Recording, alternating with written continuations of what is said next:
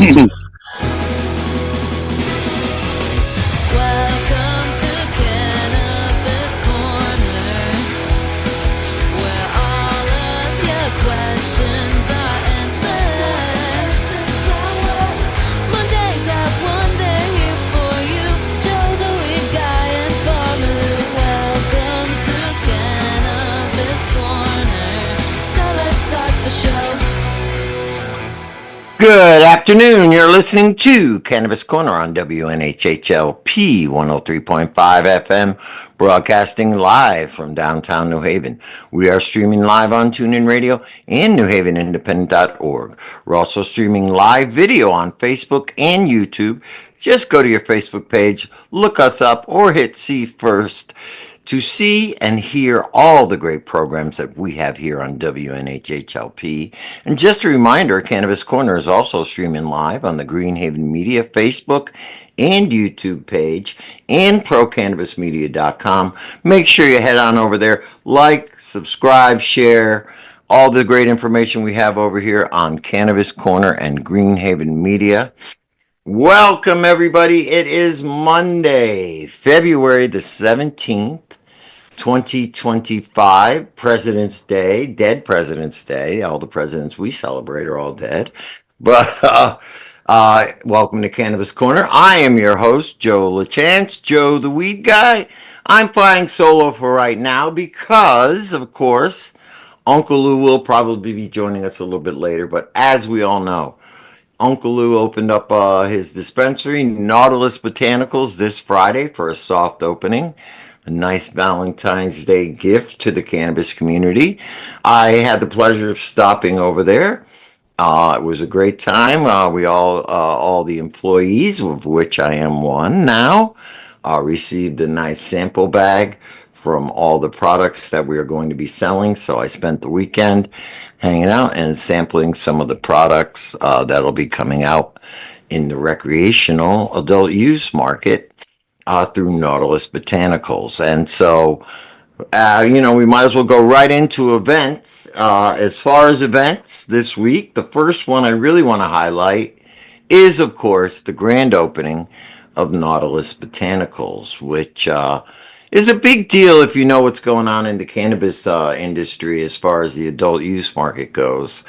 It seemed, and this is just my impression, it just seemed like those people who were backed by the larger, let's say, corporations, MSOs, people who were already doing business in the state, seemed to get their dispensary licenses faster than other people who may not have had that same similar backing or influence.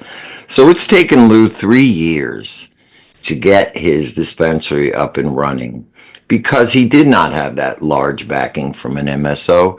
He went out and found a private investor who specialized in equity cannabis companies, and he secured the financing himself with the help of other people, but obviously it wasn't done through an MSO.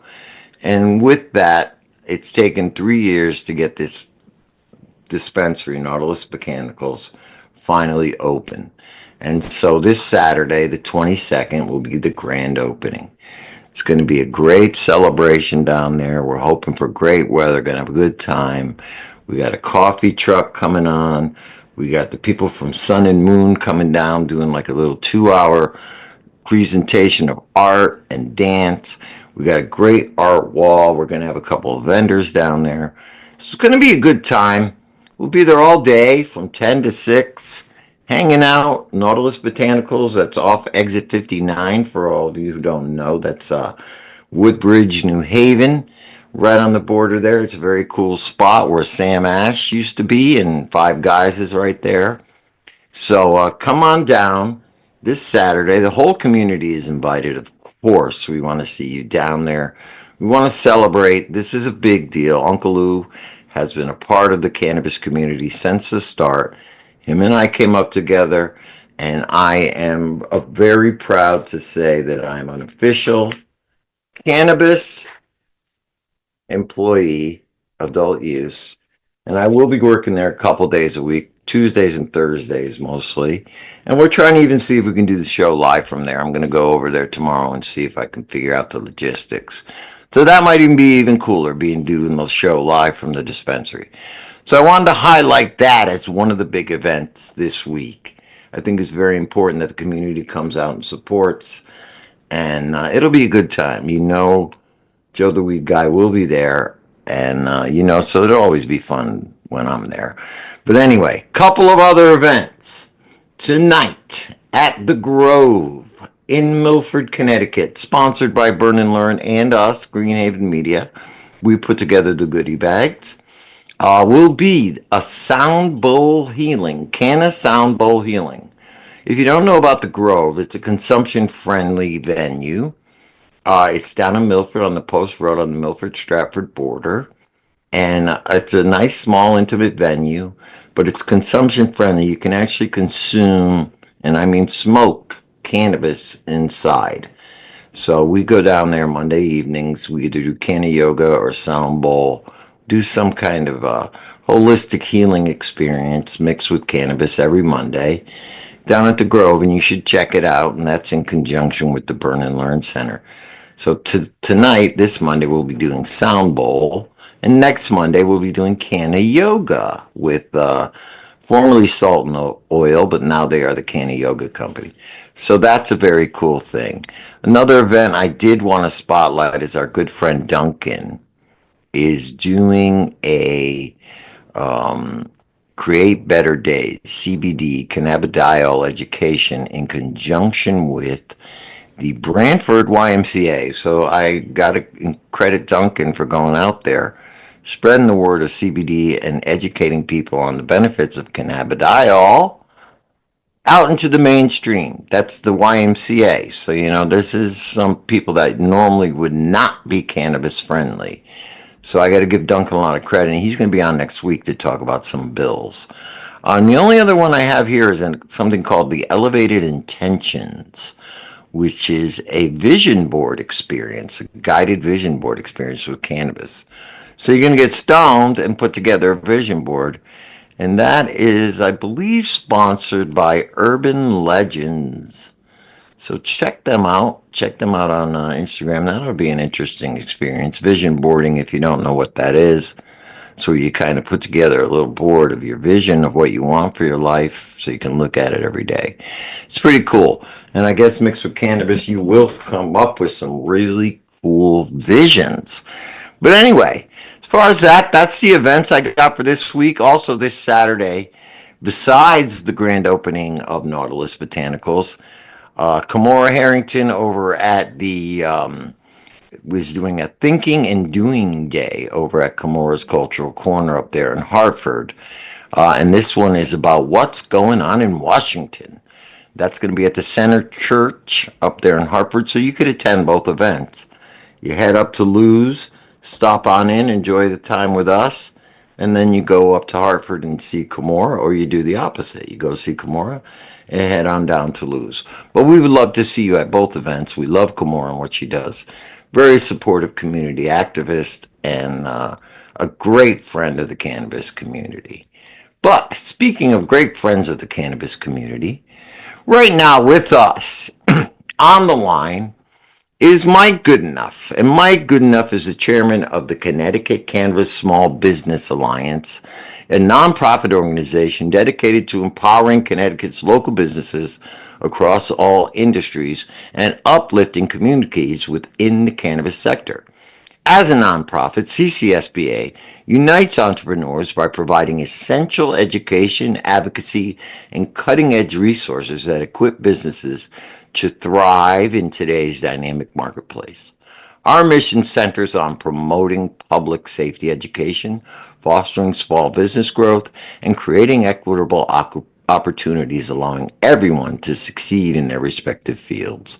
Through monthly networking events held both virtually and in person every second Thursday of the month, members gain opportunities to connect with industry leaders, share expertise, and strengthen community collaboration. With us today, right now, Mike Goodenough. Mike, how are you? I Good, understand you're brother. dealing with some stuff up there in Eastford, but you did soldier through and make it on the show, and we really appreciate that, Mike. So, so as head of the CCSBA, the chairperson, of course, I am also on the board of directors there. This we always we want to focus on legislation when the legislative session is in force. So right now, this year, of course, every year since we've legalized cannabis, it seems that the legislator wants to tweak and screw around with various aspects of the bills, not only with the adult use, but with the medical and with the hemp and CBD. So they just seem to like to get their fingers into everything. And this year we are looking at 21 separate bills that have to do with cannabis or hemp or CBD or medical marijuana in some way, shape, or form. And I know a lot of people want to get involved and, help out and do testimonies and do whatever they can. But my God, it's so confusing, even for me, who've been doing activism for a long time. I get confused. It could be because of my age, but I wanted to bring you on to kind of clarify some of the ones that are the most important ones that to focus on, not only for the general adult use consumer, but for the business owner, the small business owner, the dispensary owner, anyone involved in the industry. There are certain bills out there that could really affect the way people do business and affect the way that people also manufacture their products.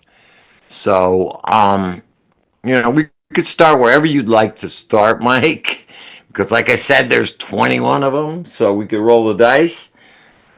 In your Well, opinion, which of these bills, if I were somebody who's just trying to get into activism, who was already an activist, would you be focusing your energy on, or should we be focusing our energy on, depending on what our interests are, obviously, during this session?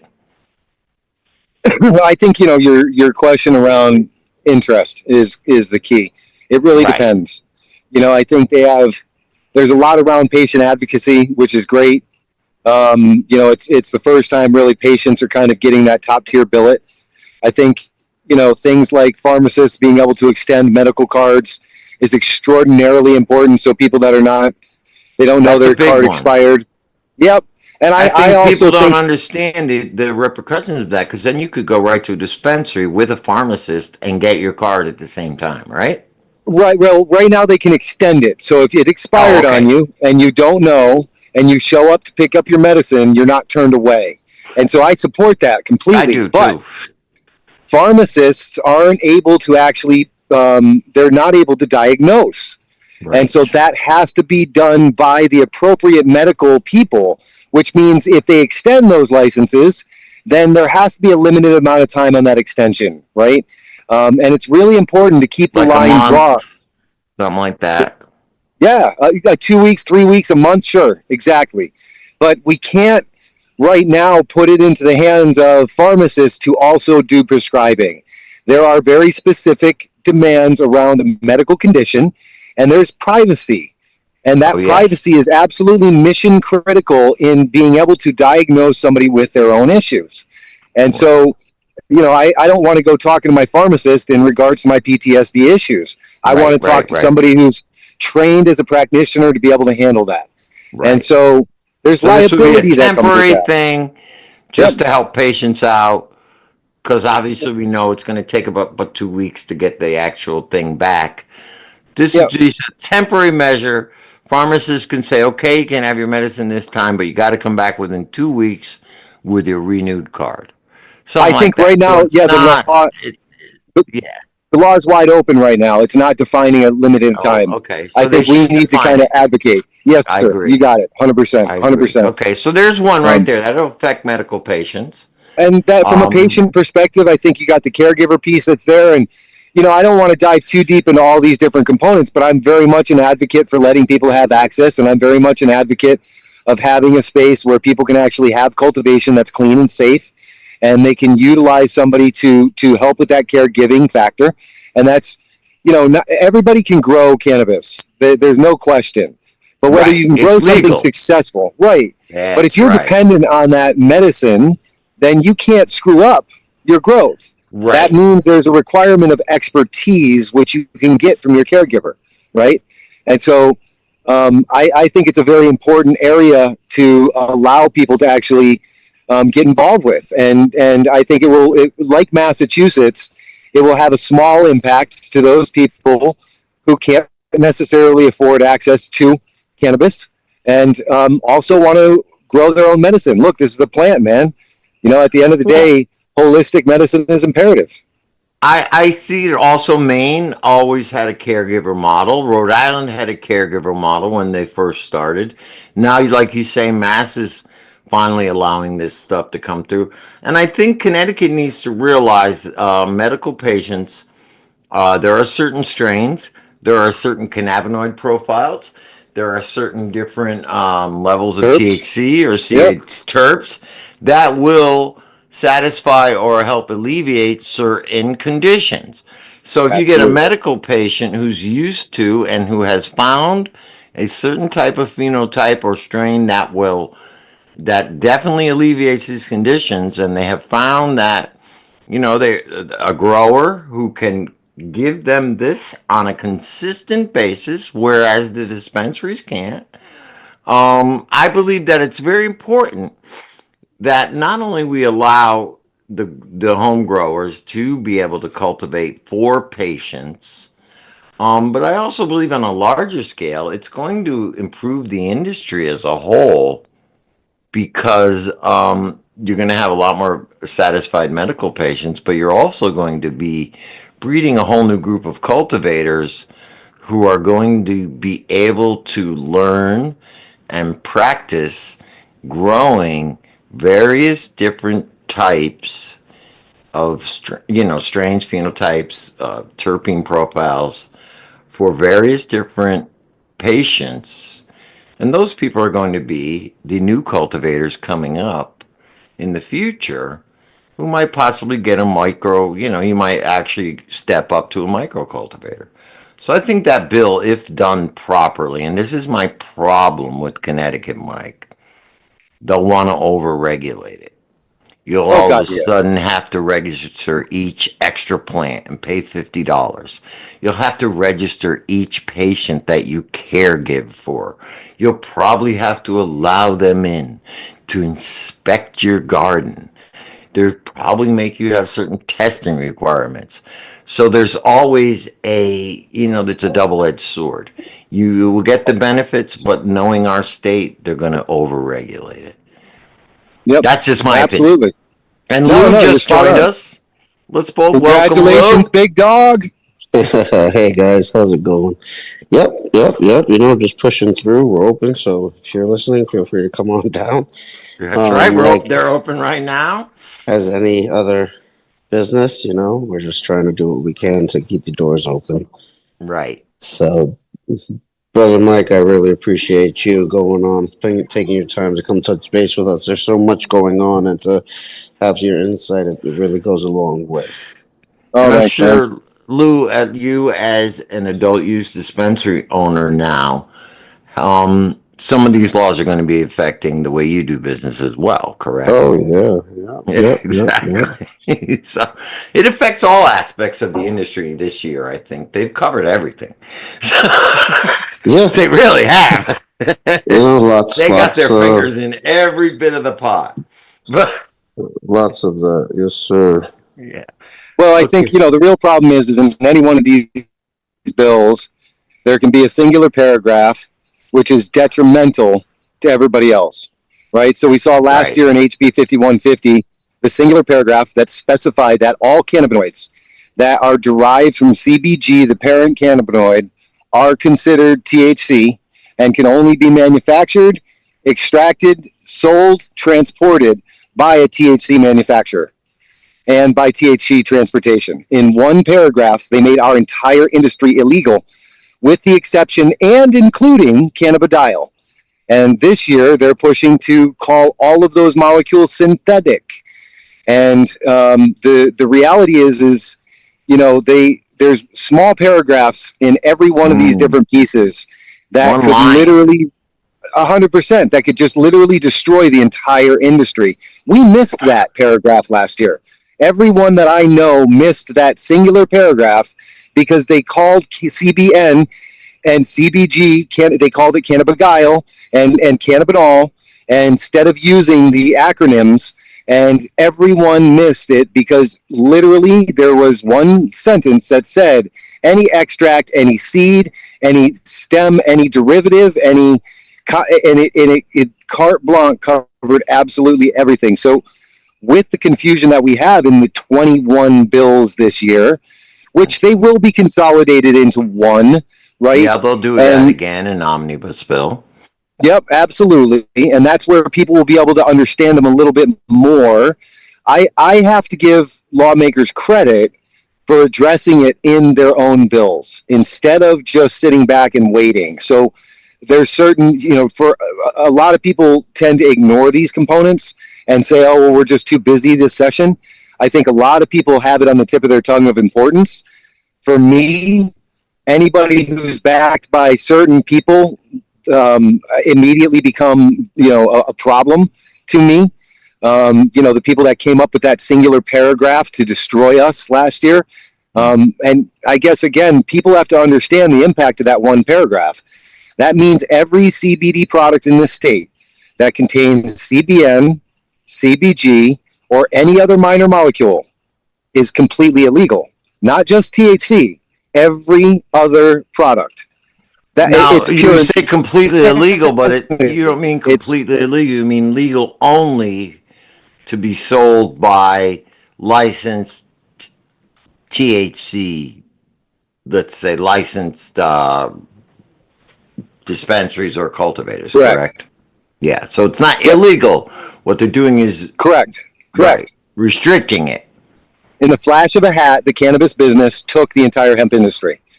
Every bit of it. In the flash of a hat. And I'm involved with both, right? So, I mean, I'm en masse involved with the THC side. But at the end of the day, this is my worry that in these bills, there's going to be finite components that we're going to miss or going to slip in with the omnibus bill, and that are going to literally crush us straight across the board. And so that's where my biggest concern comes into place, right? Well, Lou, I wanted to ask you, as a producer, you're going to be a producer as well. And obviously your focus is going to be on mostly adult use products. No, our focus, it for you? Our focus will be wherever we can make sure to create good products. You know what I mean? And then the state kind of determines where they fall under it, depending on how the oil tests and things like that. So for you, let's say, is it worth it as a producer to produce CBN, CBG? Is it worth it to get the hemp flower and do all that? Or would you rather focus on the adult use products and let somebody else supply you with that? I'm just saying, business-wise. Business-wise, it's up to the manufacturer ultimately, because there are some small manufacturers that's what they are going to probably use as their business model. Right. People that got just manufacturing licenses, if they were able to actually buy it, probably usually the best, if you're not doing it in bulk, it's always easier to just buy it. You know what I mean? As a manufacturer. But put it in perspective, right, Lou? I mean, at the end of the day, you're talking 0.3% is going to be CBN, right? So that's 770 pounds to make a kilo of CBN. Extracting 770 pounds will destroy. It's a huge amount of work that has to be done with all of the dust, all of the different. So you're talking thousands of pounds in order to get a tiny small amount. It doesn't make sense necessarily from a THC perspective, right? That's where we need to be able to help refine that process, right? Even if they were to use THC from the hemp side of the fence, again, you're talking about 770 pounds almost to make a liter of THC for the cannabis industry. 770 pounds. It's insanity. Oh, I'm on the same page as you, but then I get the question. Yep. I think more was, would I be one doing it? It's up to whoever's business model it would be. Sure. You know what I mean? Your business Yep. model, correct me if I'm wrong, was doing those large things, those Yes, large sir. extractions. And so it kind of opens it up for maybe it's not everybody's model, but it may be one person's model, you know? Sure. Yeah, Yeah. absolutely, man. 100%. And I think the facility has to be ready for it. You know, a lot of people need to understand the complexity of what you're talking about. Not, you know, the complexity of what this amount of manufacturing is. Oh, It's it's a full scale. It's not a small office. Yeah. And I don't think none of us have played it down that it's a small thing. It's a large thing. It's a large Oh, for process. sure. It's a big cost. It costs a lot of money for the equipment. You know that firsthand. You know what I mean? These aren't $5,000 pieces. These are $100,000, $200,000 pieces. Yep. You know, so when you say is everybody going to do it? No, but not everybody's going to do. Not everybody's going to extract CBG. Not everybody's going to extract Right. any of the minor cannabinoids. They may just do a straight up THC CBD extraction, depending what they're based on, and it leaves the market shy for a lot of it. Yeah. But it's tough. It's really tough because they limited it to the in-state people mostly because now you have to, as a manufacturer, I think they have to purchase out of state, and it's based upon the states that have equivalent products. So it's not like it's in one place is good for one place, it's is not good for another place. So it's a very stressful procedure, because Right. They don't make it easy, obviously. What you just And- said is the crux. Like, dude, you in state we can't produce this. In state our hemp farmers can't generate this. But you can go out of state and buy purchase it and bring it in. Now here's the catch. It's ridiculous. You really can't because you are also not allowed to transport. So even if someone has a license to transport from their state, the minute they cross the line, it is considered THC. And by law, they don't have a THC transport license. So they literally break our in-state law the minute they transport it over the border. Just like we break the federal law by transporting THC across the federal line. And so it's such a quagmire. It's so ridiculous that everyone could be held accountable at the end of the day. And unfortunately, I chose to take on the battle with DCP in regards to this to try and get our farmers and extraction companies to be able to actually do this extraction and go through this process. But ultimately, and hopefully we'll end up winning. We really will. This is one of the battles that you're going to be working on this session. Absolutely, SB, and that's the SB 970, right? That's the bill that is still being written right now. Okay, so now, and I agree with, and I think we're all on the same page with this. The two industries should be able to coincide with each other, whereas Lou, as a manufacturer and a producer, shouldn't have to. I mean, I don't know, do you have to have two separate, like you have to have hemp extraction material, and then you have to have a whole different set of equipment? Anything that goes into Lou's space.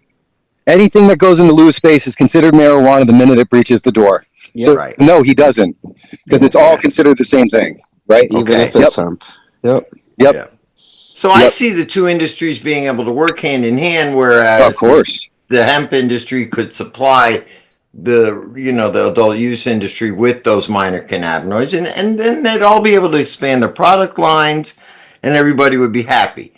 And patients would get access to having these minors. Patients would actually get access to something more than just that THC side. People understand how important those minors are. I have been taking minors for about 2 or 3 months now, and they have made a huge difference in my recovery. CBG, CBC. What about my CBM that I gave you? CBM, How about that's a minor cannabinoid people don't even know about. So these things, they need to be available. They need to be available to the public. So, I don't know which bill you did give the number, but that's an important one to focus on. And I think that it impacts both sides of the industry. And that's Senator Austin, and she's amazing in the fight for trying to make sure that the farmers aren't continue to be harmed within this whole effort in this whole process, right? Now, so sticking with hemp, there is a large type of industrial hemp bill that is in. And am I correct? Now tell us a little bit about the details about that, because for me, Connecticut has been like neglecting, you made it legal. You went from 250 farmers down to 12. They've been neglecting the whole industrial side as a whole because we definitely have the resources here to combine the two and actually start at least with hempcrete an industrial hemp industry here in Connecticut. So what is this bill? How does that help move that forward or how does it hinder it? Well, I think first off, you got to kind of take a half a step and say and give credit where credit's due, right? Freedom. There's a gentleman who's been really pushing for the industrial side for I think 2 or even 3 years now, and he's a lot of the reason that the state is taking this into consideration. Grant money has been filed with UConn to be able to expand in this space, right? And so Freedom really has been championing the use, moving away from the bud a little bit. And so first and foremost, a lot of this to me is directly related to all of the blood, sweat, and tears that guy has been putting into industrial side. Um, Now, Freedom, is this the Blue Dream Radio guy? Yep, that's him. Okay. Yep. And so, at the end of the day, I think we also need to embrace the industrial use, and we need to accelerate and say, look, if you're going to build a building that's utilizing hemp as an alternative, then you should get green carbon values from it, right? Right. And so I think there are a number of directions where we need to really get state and federal funding to enhance this movement that's beginning to happen. And industrial hemp is a beautiful use case, but if you don't have buyers and you don't have construction companies, you have to have, besides the hemp farmers and the people who would actually produce the hempcrete, you need to have builders who are willing to use it, and may benefit the cause to get a couple of builders in the fold to testify, to be a part of the coalition, so to speak, who will tell the state, yeah, we'll use this stuff, and we would love to try to use it. Even some of these concrete manufacturers who would say, you know what, we'll take a shot at this if you're willing to give grant money. We're willing to do this. So I think you got to also join forces with the builders and the people who are going to provide you with the limestone, or provide you with the manufacturing facility to put the hempcrete together, because I really think that's the easiest to start with. And it could really be a thriving industry because we have all this limestone here. So let's, we need those builders to step up to the plate and say, yeah, I would use this. And there's the carbon, there's the carbon side of it too, the biochar capabilities that go behind it, which that is another beautifully proven component in industry, right? Where, Lou in cultivation, Lou is going to have to clean his air. He's going to have to use carbon in his filters, right? And I do, right. You do as a home user. So if we're creating biochar and that biochar is giving us the green credit that's associated with it, on top of utilizing within our own soil piles, utilizing it within the caregiver program, utilizing it within the cultivation and cleaning that's being done, right? So that carbon can be used in everything from filtering water to filtering cannabinoids and isolates and terpenes. And there's a million use cases that go behind it. But again, you got to have the buyer.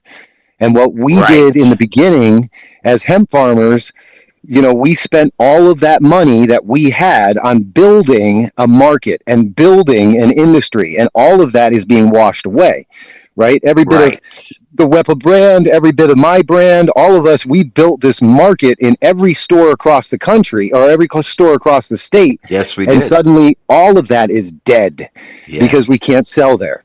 So we need funds to be able to help accelerate that sales cycle and motivate the public to consume it, to utilize the industrial hemp that's coming out of it. Right. So it's a great bill. Different way. Yeah, that's a great bill. What is the number on that? That's something I would like to get behind myself personally. What is the number? I don't have the bill number off the top of my head. I am so sorry. Oh, that's all right. We'll figure it out. we'll get it up. I had it in my notes here, but it's a version later. Yeah, right. Well, that's another thing people don't understand. These things change. Yeah, as they move along through committee. Now I know the hemp bill did go into committee on Friday, correct? it did, and it was well received. And I think, again, there's a radical difference. If Lou wants to, let's say Lou wants to take in my hemp has to pass Lou's standard of a lab. Chromium is the one that's on the tip of everybody's tongue, simply because chromium is in this state and not in many other states. And so if you get labs that are done out of state from a Colorado company, chances are they don't have chromium included. However, the amount of chromium that can be included, if you use a harvester that normally you would use to harvest your regular crop, the chances of picking up chromium are extraordinarily high. In fact, you can pop the chromium test here in this state just by having a stainless steel table that's not the right type of stainless steel. And so if So you're it'll buying your it like it'll actually pick up the chromium from the table. just transference, yes sir. Wow. And so we have to be cautious in what our expectations are, and on the industrial side, right? We have to be cautious and really make sure that we understand the implications. If people are going to use industrial hemp for phytoremediation or removing toxins from the ground, we need to have a classification where that concrete, which would include those toxins and potentially, so a lot of the great examples are over in Chernobyl. So if it Right. had radiation, if you're using that in concrete that's going to be 3 feet below the ground, then God bless, right? Right. Because Let's it's get never rid going of to it. Right. absolutely. Let's put it under That's the next big building. But That's do one you thing want with that? industrial hemp. You don't have to worry about the CBD, the THC levels, or anything. It's just going to be ground up and mashed into pulp anyway. That's So right. you That's can right. just grow it like it's supposed That's to be right. grown, like a weed. That's And right. there are different strains, I guess you call them, of the hemp seeds that will grow that thick stalk, long, tall hemp plants The that tinsel strength are is everything. Absolutely. industrial, right? Not like the Yep. CBD plants, the hemp plants that are CBD geared.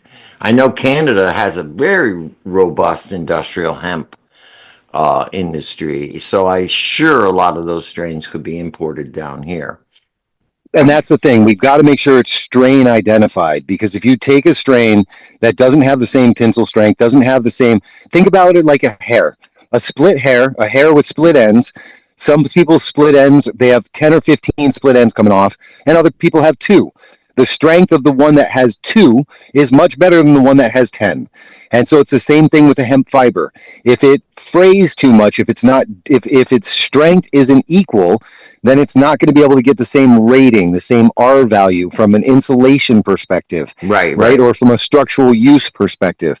And so it's very Exactly. important that we understand you can't just take your standard hemp plant, because every hemp plant has a branch, right? We grow them with lots of branches. So every new fractal that grows out, that creates a possible breaking point in that Right. fiber, in In the the length fiber, of that yeah. fiber. Absolutely. Mm. So it's not as that's what they call the decorticator, right? Yeah, Where buddy.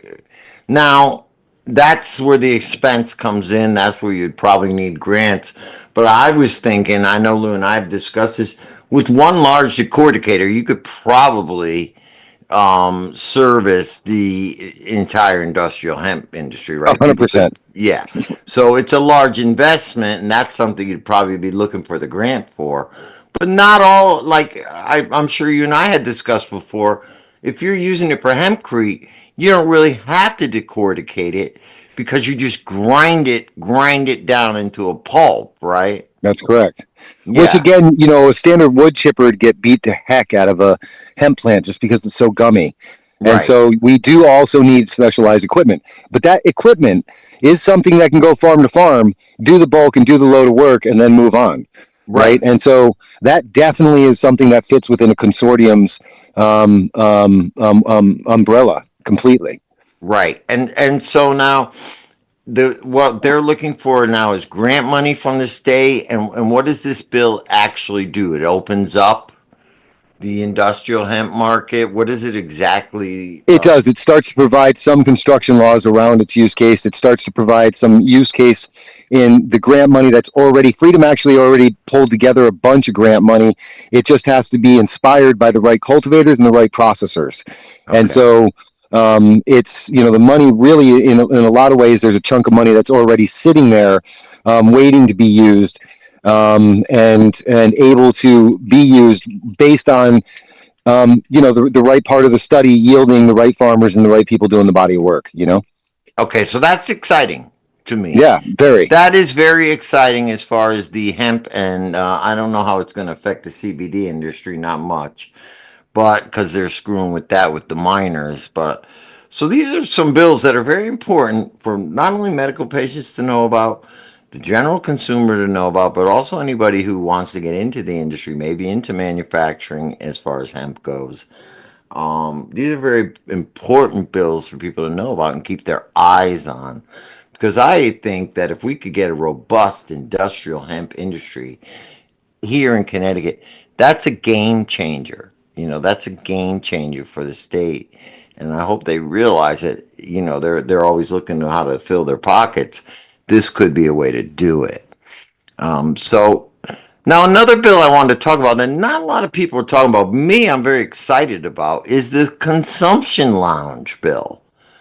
Do you know anything about that? Has there been any progress on it? I know it was presented, but has there any been any forward motion on that bill, the consumption lounges? Let's put it in context for a minute. So I mean, originally the new group that was out there, they're actually a part of the Connecticut Cannabis Small Business Alliance, and they had the Emerald Lounge, right? They Right? had their truck that was actually coming to a brewery, and it was going to be used. And they got shut down because there was advocates that were out there, the trashy advocates that are out there that were squawking that how can this be illegal? How can this be legal? It's illicit. This, that, and the other thing. The reality is that we were able to go to battle very heavily for that group because bottom line is people have a right to be able to consume. And not only Yep. do they have the right to consume, a medical patient shouldn't have to sit on a curb. And some of your listeners might not understand this statement, but we used to have to smoke cigarettes right in high school outside on the far corner, and we all stood Yeah. out as the smokers. And the reality Yep. is a medical patient doesn't belong having to take their insulin shot out in the middle of the restaurant. They have a right to be able to go into the bathroom and take care of their medical needs, right?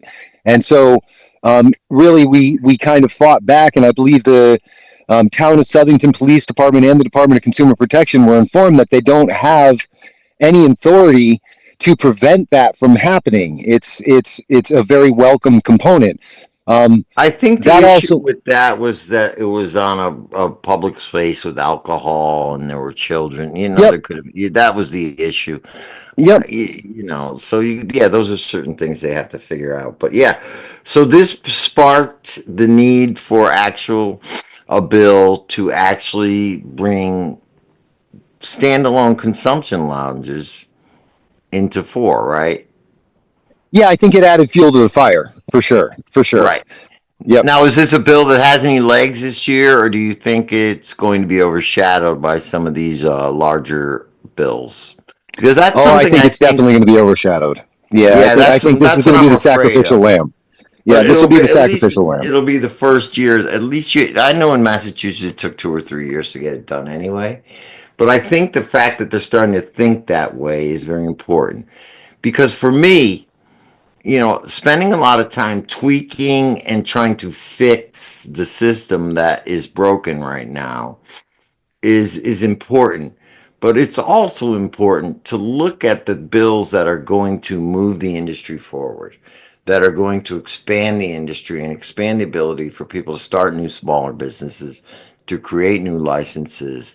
And I think the consumption lounge bill and the industrial hemp bill and the caregiver bill are three bills that will move the industry forward rather than spending a lot of time trying to fix what is broken. So for me, those three bills would be my priority because they are Yes, forward sir. moving, forward thinking bills. but Yes, I sir. do know that we're still trying to repair the damage being done and the new stuff that they want to do. Why don't we talk a little bit about some of the ridiculous bills that we have seen come up in this session, such as you know these are just ridiculous. An act prohibiting cannabis consumption at locations where tobacco is prohibited. That's a no-brainer. That's a And no-brainer. that, It's already been the law, right? At the end of the come day. on, But well, so I why think bother? I think before we jump into that side of it, right? Let's just make sure the listeners understand this state. What this state does is in Connecticut, we will make a law and we will open that up like cannabis, and then we will add in hundreds of other small components to regulate it. Yeah, And this state, instead of thinking before it makes a change, says, well, bring us to court and then we'll change the law. And that or is the mentality of our convince state. us, that we're wrong, and you have to go to hearings and take 2 years before Yes. they realize their mistakes. Right. And that, I Because mean, and you know that's how they realize the mistakes, and they're starting to now. They're not seeing the money that they thought they were gonna see. right. That's all it means to them. It's like, oh, well, how can we make money? Yep. And I mean, Sarah Westby did for in the beginning. She was a huge champion. If we look at and so that is the tendency of this state. So it's important for the listeners to understand that although the battle seems like it was won and cannabis was freed, it's not. No, it's just It's in fact regulated. that's right, and in fact, it's going to become harder and harder and harder, and the voices of the people need to be heard. We can't stop talking. And although you might not want to show up to do a public testimony, you got to be able to provide a written testimony. It's so important and so So simple. easy It too. really is. Yeah. You can make Yep. a 5-line testimony as long as it's from the heart and you just say, get to the point. That's You it. know? And those voices are going to be the change makers. Yeah, Um, and I think it's got to start coming from the constituents and the actual consumers and the actual patients, because the advocates are the ones. Yes, they have all the information, they have all the data, and they will come with the facts and real good arguments. But these are advocates, these are activists. They know what their motivations are. The people, the consumers, the patients, the business owners are the ones who need to step forward and let their voices be heard. And I think people need to realize in this day and age, with things being done virtually, that it's a lot easier than it ever used to be. And mhm. literally, like I said, a 5-line email, as long as it's from the heart, just telling them what you want as a patient, Absolutely. what you Absolutely. want as a consumer. And you don't need to bash the system. It is what it is. But rather than bashing what the system is, let's tell them what we want it to be.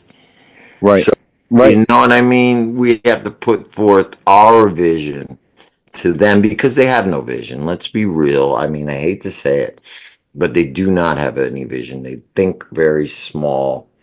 And sometimes it's up to not only the advocates and activists, but it's up to the people to let them know what they want. And Completely. Because yeah, in the example now, they want to prevent all of these synthetics, right? So you can take CBG and you can convert it into any one of the other molecules because it's the primary mother molecule, which is why DCP put in their bill last year that CBG was considered a synthetic.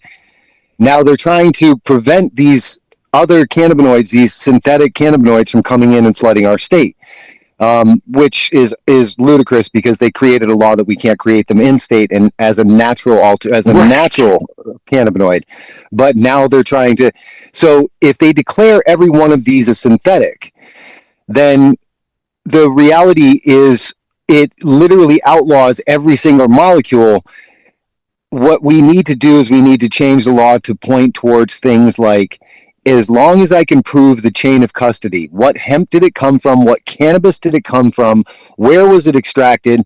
What were the original compounds in the beginning compared to the original compounds or compared to the compounds at the end? What changed where and why? And that is just a simple audit track. That But is that a seems too record. complicated for the state. They'd rather use the sword to cut through the flowers and That's just right. ban everything. That's exactly it. That's exactly what we're being threatened with right now. That's the audacity of what we're being threatened with right now. And they're not even saying, like we were recommending that the bill has it changed, and this is a part of what's going to be in Senator Austin's bill, that as long as we can provide a true chain of custody from endpoint to endpoint. Here are 330 pounds that were hemp at one point. They were extracted to make CBN after the decarboxylation. We had 2.7% conversion. That conversion equals 2 grams, 27 grams per kilo. And this is how as long as you can point to that chain of what happened from end to end, then we can actually show that it is not a synthetic. And so that's our recommendation, is that with a true chain of custody, which is not complicated, man. I could No. work with Lou tomorrow to get my products into the system here in the state that tracks those things. Us as hemp farmers, we don't need to do that right off the rip. That can be done through our relationship. Right now, in the transport side of the fence, we could work with a transportation company to transport our full spectrum oil to go from my hands to a Lou or to another manufacturer Of that's out course. there, right? We already have transport licenses, right? We just add 100%. that right into it. As Bingo. long as And it's in done. state. And here you are, then now you're giving your licensees, your transport licensees, more products to deliver. Maybe they'll have to Yes, hire sir. more guys. It will Great. expand the industry. Bingo. Well, And so we have that infrastructure. And so to just carte blanche turn it into, oh, everything's going to be considered synthetic. it's That's ridiculous. screwery. It's It's, screwery, right? yeah, It it really is. is.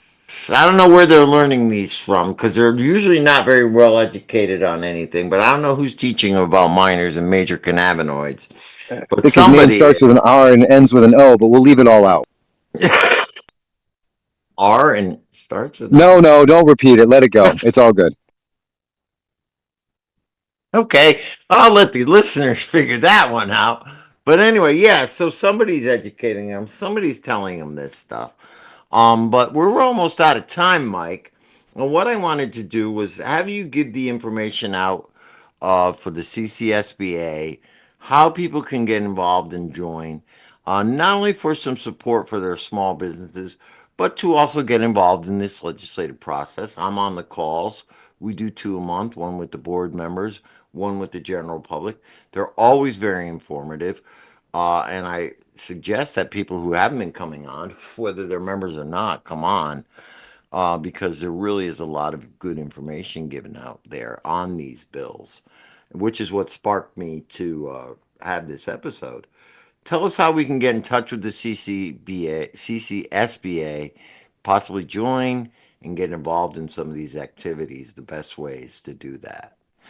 So CCSBA's website is available to everyone. You can join. You can become a member all the way down at a $25 level for the average consumer. If you're a business, we ask you to kind of define what size business you are, and then make a donation for your sponsor for your membership to what you can actually handle.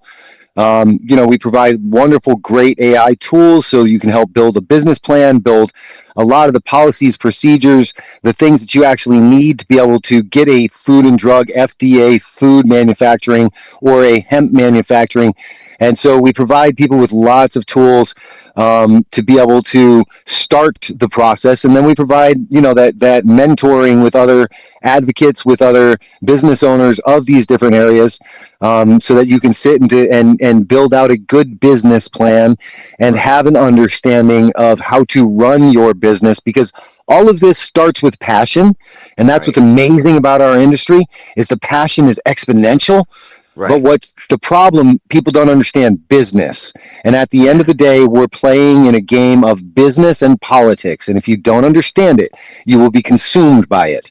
And so, It's a good way to yes, learn about it by joining this yes, and using some of these tools, jumping onto the meetings. And it's a yes. good way to learn about this because if you do have aspirations to get into this industry, you should know as much about it as you possibly can before you jump into the water. You know, And I got to be basically. honest, man. Our meetings, right? They're the few place where you could ask a person like Sarah Westby or a college Right. professor like Berkowitz or Conley Right. or you could speak to somebody that is the ombudsman, The right? We're ombudsman all is on the call every week. You have every single time. Uzma, you have healers, you have various different people in the industry who are always putting in their input. You have Paul, you have Duncan, who always seem to have a great overview of what the bills are. They're really up there at the Capitol all the time with these people, these lizard people up there. But so we're almost. Tell us how we can get in touch with you. We got to get to that You can because we're find us with just the acronym CCSBA on Google. You can find us in Facebook or Instagram. We are constantly posting about our events, usually through our social media platform. If you do become a member, you will get emails, and those emails will consistently come to you with information. Again, that's the Connecticut Cannabis Small Business Alliance, or CCSBA. all right, and that's Instagram, Facebook, LinkedIn, all the social media, and there's a website. What is the website? CCSBA.com, I believe. I'm going to tell you before you end. How about that? Okay, all right, we are going to end. Uncle Lou, any last words for the people? All right, just stay happy, healthy, and high, and come check us down at Nautilus Botanicals, 63 Hammerdy Road, New We can Haven, come down Connecticut. anytime this week, right? Come down anytime with our grand opening coming this weekend. This Saturday, I'm looking forward to it, and I will be there tomorrow. I'm Yeah. looking forward to my first day of work. It's going to be exciting.